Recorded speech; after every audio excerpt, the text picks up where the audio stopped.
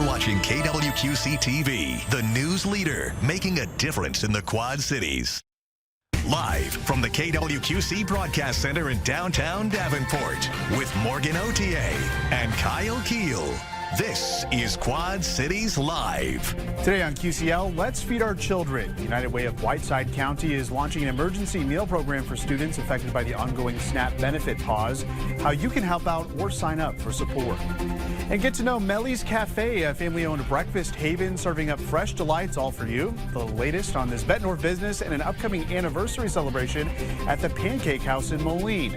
Plus, you and the family can kick off the holiday season this weekend in downtown Moline. That is where we began here on this Monday, November 10th.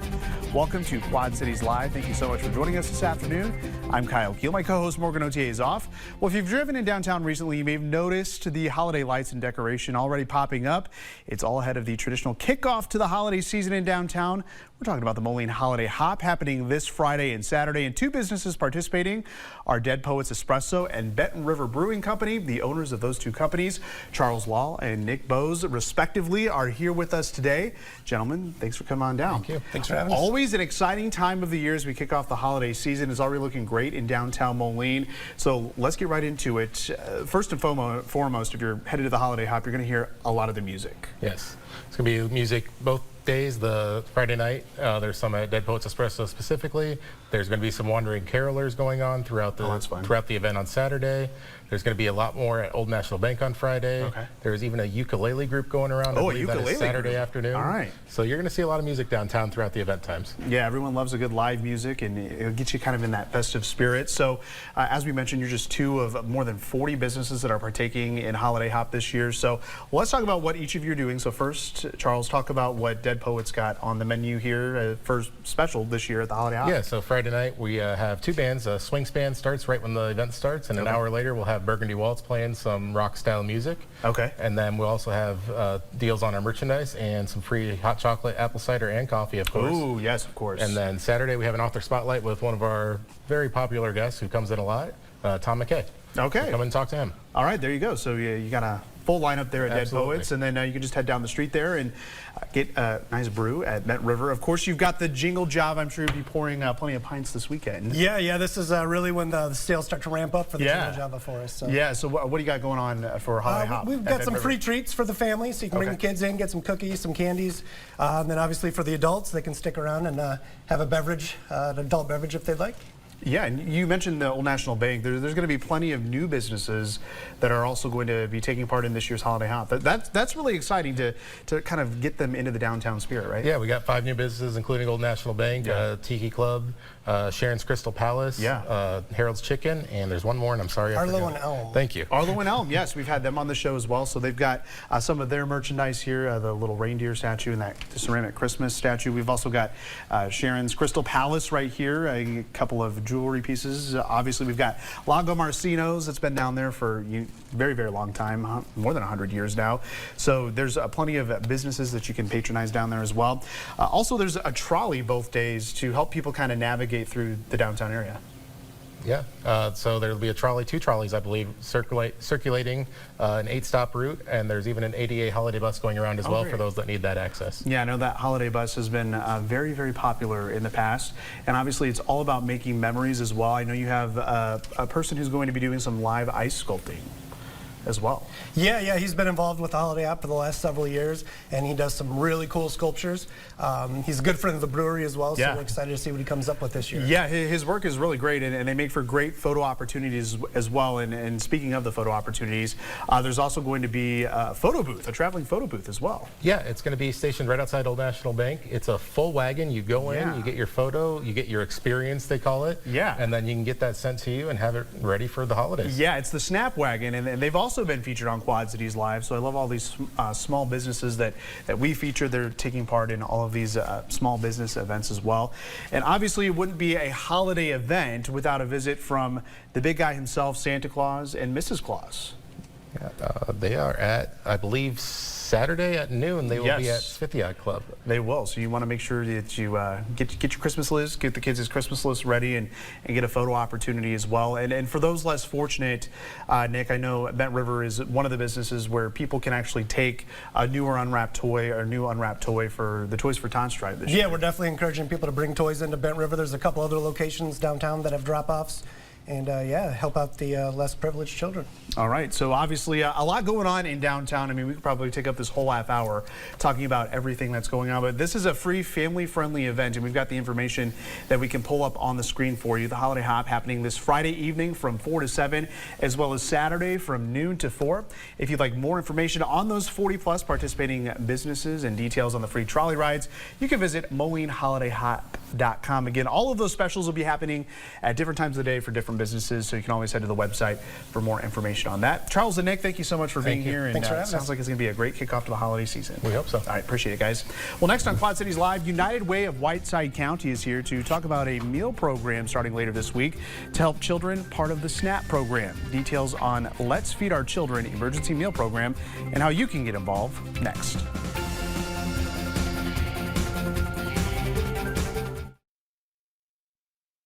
Quad Cities Live continues.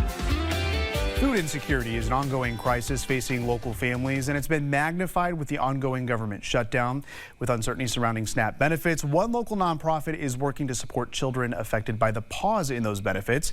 Carrie Olson is the executive director and CEO of United Way of Whiteside County, and she's here to tell us about a very important program that really starts later this week and is really going to help children impacted by SNAP. Carrie, thank you for being here with us today. Well, thank you for having us. Yeah, a little bit of a heavy topic, but such great work that you are doing to help children in our community, because there's some startling statistics out there of children in SNAP and people who use SNAP in general. Yeah, we were surprised. We know that 40% of kids are the ones who receive SNAP benefits. So of everyone who receives SNAP benefits, 40% of them are kids. Okay, so let's talk more about this program. It's called Let's Feed Our Children Emergency Winter Meal Program. So basically, you're bagging up these meals for these kids that'll be handed out every Friday, correct? That is correct. We're starting this Friday, and kids will get sack lunches. Okay. And there'll be breakfast and lunch.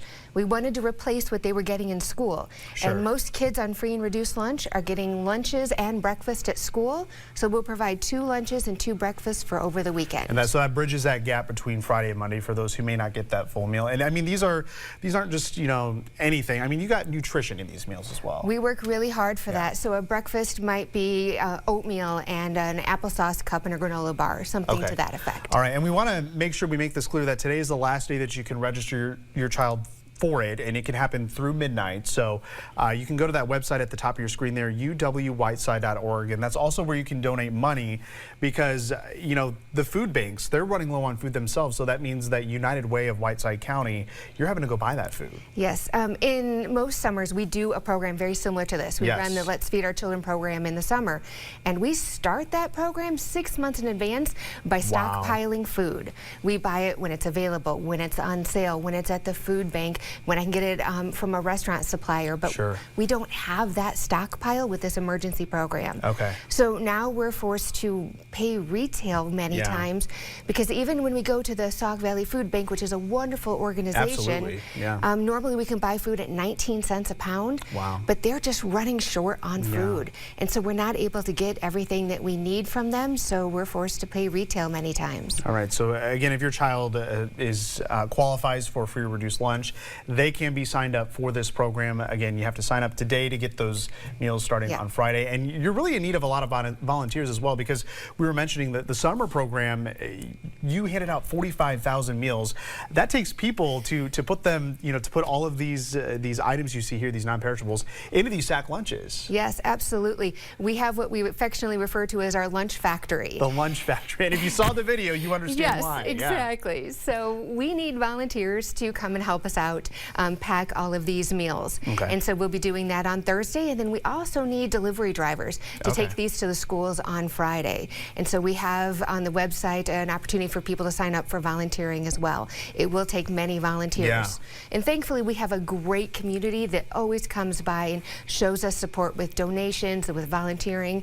And so we're hopeful we'll be able to get as many people as we need. Yeah, so let's talk a little bit more about where these meals are distributed, because there are many schools across across the county that are participating. Yes, this is available at every public school in Whiteside County. Okay. And so we have made arrangements with all of the public schools. The schools have verified their free and reduced status, and we're going to make sure to take the lunches there. But to make sure that we do the distribution as discreet as possible, the schools are going to put it in their lockers or on their coat hooks. Oh, sure. And so the kids can just slip them into their backpacks, and they don't need to show everyone that they needed to get these meals. So the kids can quietly get the food that they need and make sure that everyone doesn't have to worry about where their next meal is coming from. Sure, and you know, I think that's an important aspect as well, because you never want a kid to feel bad for a situation that really they can't control, and you don't want anyone else to kind of latch onto that. Absolutely, we're going to do what we can to make sure that kids are comfortable with this. So you mentioned that this is obviously an emergency program. When did you realize, like, this is something that the United Way needs to do? I looked that up last night, 10 days ago. 10 days ago. Okay, so that's how new this is. And I mean, already you shared a statistic with us. Within just the first 6 hours of you opening this program last week, you had 115 people that signed up for this. Yeah, it's been going really, really well with getting registrations. We're already over 500 registrations. Wow. Today's the last day to register for Friday's food, but if you need food after that, good point. Register, and that you'll get on for the following weeks. Okay, so if you can't quite get to registration today, you can do that tomorrow. And also, you really need those volunteers as well, so you can also go to uwwhiteside.org to get more information about volunteering. Again, that food pickup is going to be every Friday starting this Friday, November 14th. And if you have any other questions on how you can donate or get involved with United Way of Whiteside County, you can contact Carrie there at kolson@uwwhiteside.org. Carrie, thank you so much for being here to talk about this really important topic, and hopefully there are some viewers out there who needed to hear this today to maybe get that comfort knowing that their kid will have some food here come the weekend. Thanks for helping us share the word. Absolutely, Carrie. Thank you so much. Well, up next on QCL, Melly's Pancake House in Moline will soon celebrate 5 years. We'll hear more about the specials to celebrate and take a look at the newer Melly's Cafe in Bettendorf next. It's Black Friday. Quad Cities Live continues. Described as a breakfast and brunch delight in downtown Moline, Melly's Pancake House has become a popular spot over the last 5 years, serving up a hearty breakfast or a stack full of fluffy pancakes. And they've recently expanded, bringing Melly's Cafe to life in Bettendorf. Joining us now is Melly's owner, Melly Figueroa, as well as Jesse Noriega, Executive Director of the Greater Quad Cities Hispanic Chamber of Commerce. Jesse, welcome back. Melly, welcome to the show. Thank you. Thank you. Yes, well, first of all, Melly, congratulations on just about 5 years in downtown Moline. December 3rd. December 3rd. So it was right about at your year anniversary that my family and I came back to the Quad Cities, and Melly's was one of the first newer places that we tried, and the pancakes are phenomenal. So talk about, let's go back almost 5 years, pandemic time. Yes. And you decided, you know what, I'm going to open up a restaurant in downtown Moline. So how did that all come about? Just one day, came home from work, and my husband's like, let's do it. I was like, you're Simple crazy. as that. We're crazy. It's pandemic, but either we break it and make it, or no, we make it, and if we break it, then we just start again. Yeah. So that's what we did, and thank God we're here about 5 years later. Yeah, congratulations. Thank you. So what's the response from the community been like these last 5 years? Obviously, kind of got you through that pandemic and beyond, and here we are. The community helps us really good. I really love our community. We come through together. If it wasn't for them, I wouldn't be here. Sure, so. Sure. And I know you're getting a little bit of help from the QC Hispanic Chamber as well. So Jesse, that's where we bring you in. Just remind our viewers, what does the Greater Quad Cities Hispanic Chamber of Commerce actually do to help these businesses in our area? Well, you know, anything that we can do to really help get them exposure, whether it's come here to KWQC or, you know, even on our website with our multicultural business directory. I mean, there's all sorts of things that we can do. There's like, we have a YouTube podcast that we put members on, and we'll do free advertising. Like if they have a special coming on, they send it to us and we'll blast that out on our social media to let everybody know, hey, go try this out. And you know what, that really helps these businesses grow. And speaking of growth, this year you grew by a whole nother restaurant. Yes. You have Melly's Cafe in Bettendorf. Yes, we're located at 3262 Ridge Point Road. Yeah, so how has that been going? You had the grand opening back in July, right? Yes. All right, so describe how that's different from the Pancake House. So, obviously, you can get the pancakes there still, but you got a little extra that you can get at the cafe. We do. At Cafe, we do have a variety of coffees, drinks, and we do offer liquor. at Oh, our okay. You got Bettendorf the liquor. location. Yes. All right. So you've got a spread here Yes. of different food that you can get. Obviously, we've got some delicious crepes going on here. You can't go wrong with that. The millennials especially will appreciate this. It's the avocado toast. Yes. Is that a popular one? Yes, it is. Amongst It the people like me, right? And then here we've got the BLT, which this is the one that you would like me to try. So I'm gonna try this one on the air. And then what else do you have over here? So we have this one is a salmon skillet. It's actually one of our famous dishes at Cafe. And then we have gluten-free, because we do have gluten-free options. We have gluten-free pancakes, gluten-free waffle, and gluten-free toast. And then over here we have our avocado omelet as well. That is our famous for Melly's Pancake House. And I will tell you that the BLT is phenomenal. Obviously, you get the fries with that as well. You might need a little napkin there. Might need a little napkin, yeah. So obviously, the cafe, it opened up in July. How's the customer response been there?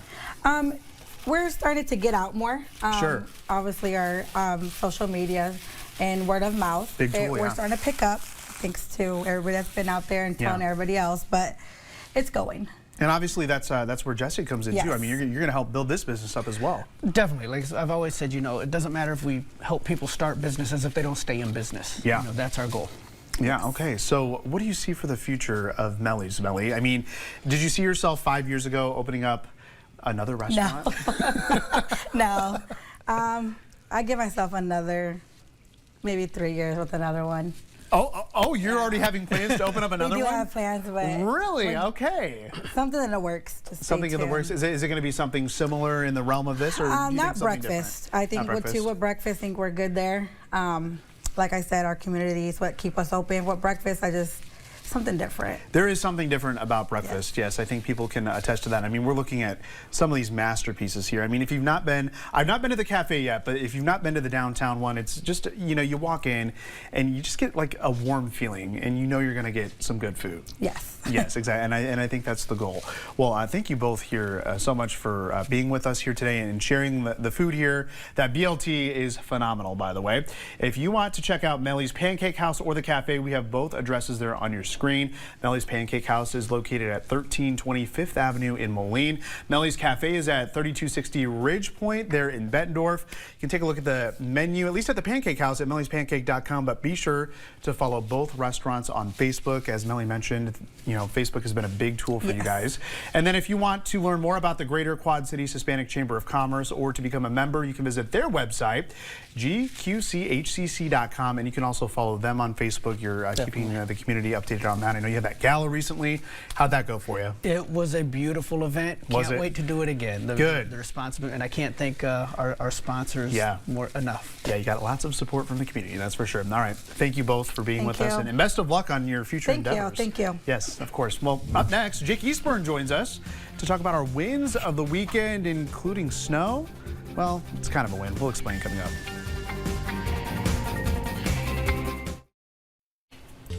All right, it is Monday, which means it's time for our wins of the weekend. Obviously, Morgan is off today, so Quad Cities Live executive producer, among other roles here at the station. Jake Eastburn. Yeah, many hats. Yes, many hats, helping get some video on the air with us today. Thank you for your help, as always. So let's talk about your win. You've got something kind of a big deal with your guard duty. Yeah. So despite the government shutdown, we had drill this weekend. We were qualifying on our weapons, and one of my soldiers, Jordan Razzo, who has been a specialist, great worker, he got promoted to sergeant this weekend, which is a big milestone for a lot of people in the military. So he is now a non-commissioned officer. Hard worker, very dedicated. All of us at our unit love him, and so we got to be there for that. I actually took the video. You did take the video. Are you in the background there? No, it's me taking the video because I knew it was a special moment for him, so I shared it with him and his family. And it's just been great with this unit being back from my Kuwait deployment. I'm now actually the acting first sergeant for this. Yeah, that's right. You had a little promotion 128th, field feeding platoon. We're based out of North Riverside in Chicago, and we support all kinds of units. And anyway, it was a fun time promoting him, and congratulations to him and everybody else in our unit. So how often are you on guard on the duty? So 1 weekend a month, basically. Of course, there's office hours outside of that that need to be done for administrative stuff, but then roughly 2.5 weeks in the summer. Okay. So, what about you, sir? What's your win? Well, my win was the snow, and I don't think it's really a secret that I love snow, but I wasn't really amped about it this weekend. But I was out getting dinner in Davenport, and the rain transitioned to snow. But the significance of this win is that I'm taking this outside of my new vehicle that I'm going to go sign papers with after the show. Okay. And this was not on my radar. Cool. This was not on my radar, pun intended, not on my radar for the whole weekend, but my wife scrolled through something on social media. We found a vehicle we liked. Good. We went to go check it out. It was already gone. Oh. You know, car salesmen, they're like, we have something for you. And we test drove it this weekend. Love it. I've got a Dadmobile now. All is well. Awesome. Well, congratulations. Thank you. On Hopefully the it drives well in the actual snow. Yeah, exactly. All right, well, thank you so much for watching Quad Cities Live here on this Monday. We thank you for watching, and Jeopardy's up next, followed by your news at 4, and we'll see you back here tomorrow. Bye-bye.